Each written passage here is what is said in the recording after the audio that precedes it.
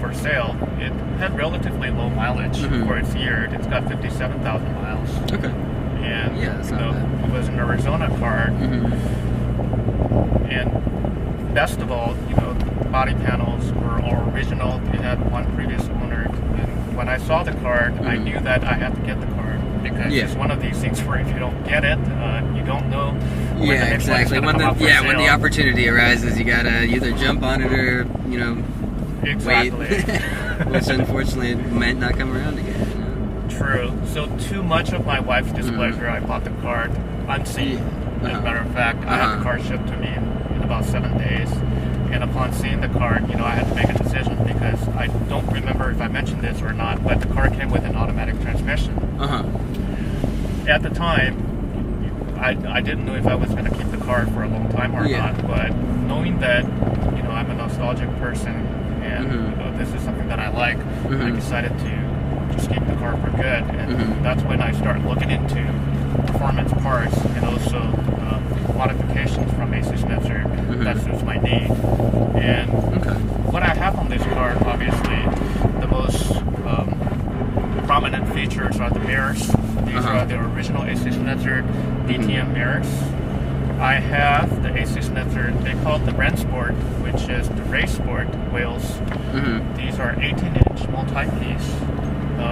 I have big brake kit in the front, so 17-inch wheels will not clear. Yeah, I saw the big old rotors in there, so...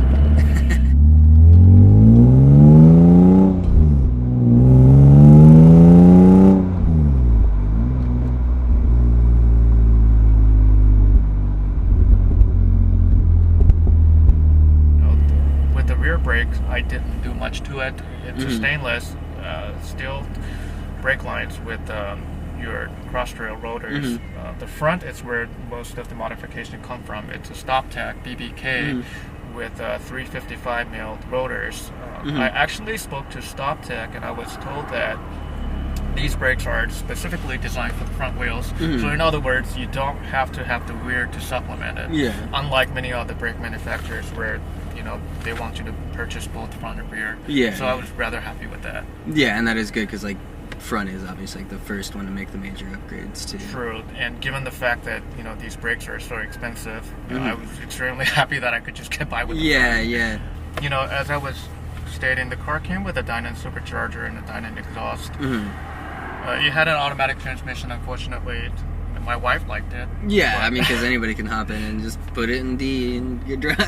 On this basis, my mechanic recommended a 6-speed transmission from an E46 M3, which is a generation after the E36. I thought that was a good idea. He was able to find a unit with only 70,000 miles. It's a little bit more than I wanted, but given the price factor and given the reliability of this transmission, I decided to go with this conversion.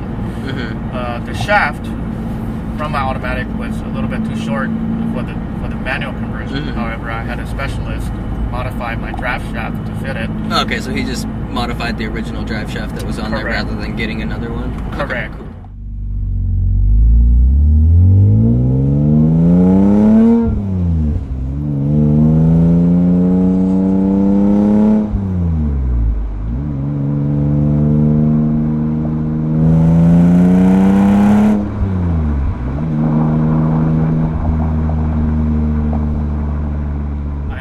upgraded the manifold on this particular car.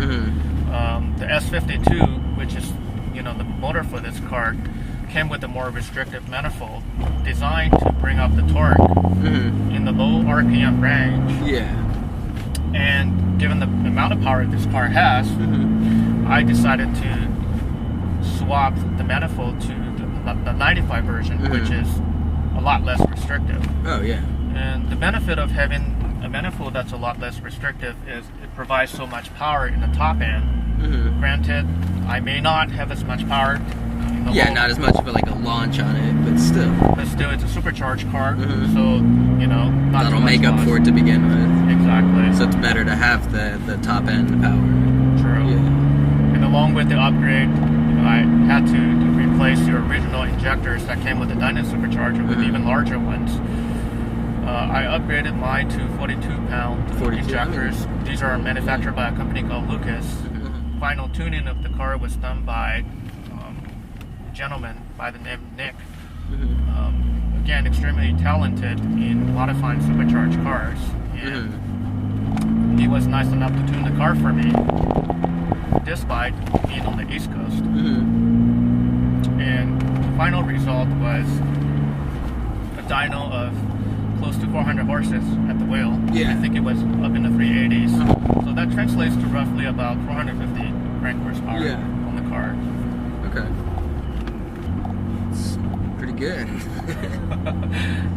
I mean, you know, there's only so much you can do without compromising the reliability of this motor.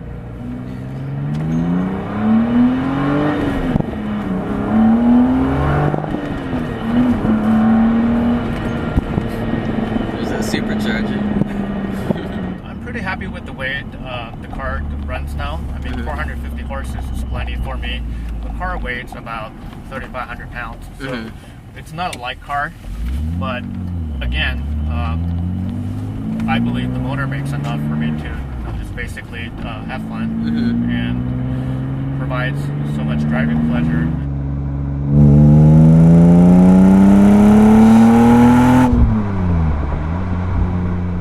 Speaking of the ride, the car has coilovers. The companies that made these coilovers is called AST.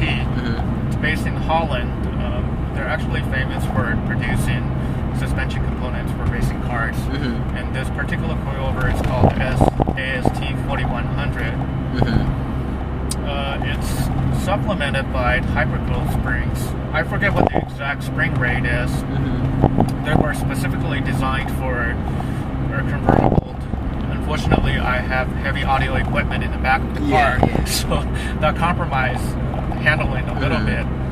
But I will be replacing these springs and looking into how to adjust or fine-tune these coilovers a little better than they are now. But for now, I'm pretty happy with the way they drive. I actually didn't actively look for these seats. I originally wanted a pair of BMW performance seats. These are black in color and look extremely well with the inside of the car. But when I saw these came up for sale, I couldn't resist because they were yellow, then the car is yellow. So I thought, hey, it could be a great matchup.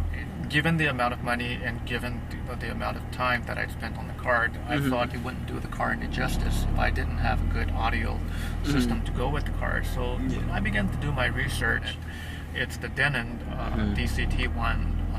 Dinan made this head unit as the successor to the legendary Z1, which only, I think they made 1,000 of Z1s before quit in production. But anyway, the Z1 was the best head unit produced by Dinan, and again, the DCT1 is the successor to it.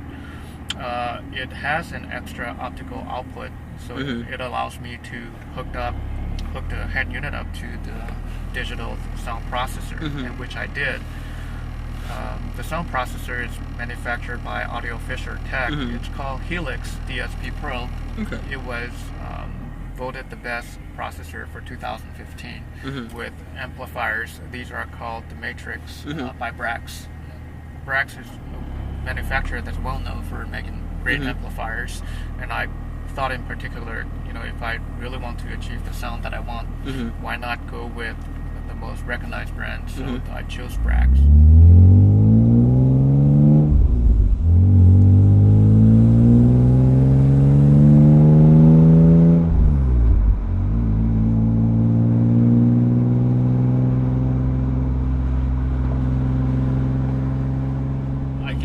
A lot of comments and criticism, especially with the pinstripe. A lot of people didn't like the way how cars nowadays are, decorated with pinstripe. But again, this is a car from the 90s, and I'm paying a tribute to AC Schnitzer, and this is how they would have done it from the 90s. So I'm very comfortable with that. So again, as you can see, a lot of parts on this car, didn't come from the States. I had to source them, but I think that's the fun of doing it. Yeah, absolutely.